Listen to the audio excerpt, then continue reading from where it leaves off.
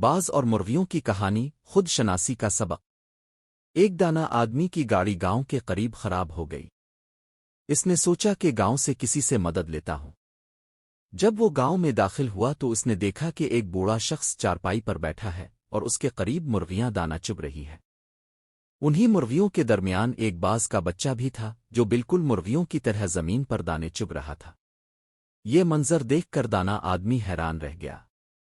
وہ اپنی گاڑی کو بھول کر بوڑھے شخص سے بولا، یہ کیسے ممکن ہے کہ ایک باز کا بچہ مرغیوں کے ساتھ زمین پر دانا چگ رہا ہے؟ یہ تو فطرت کے خلاف ہے۔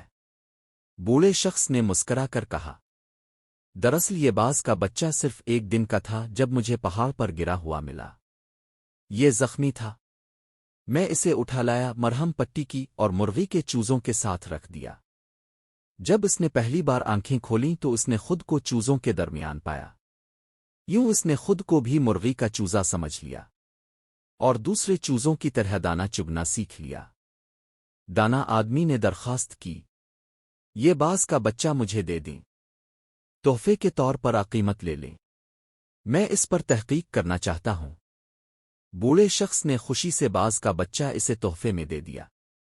دانا آدمی گاڑی ٹھیک کروا کر گھر آ گیا۔ وہ روزانہ باز کے بچے کو چھت سے نیچے پھینکتا، مگر باز کا بچہ مرغی کی طرح اپنے پروں کو سکیڑ لیتا اور گردن چھپا لیتا۔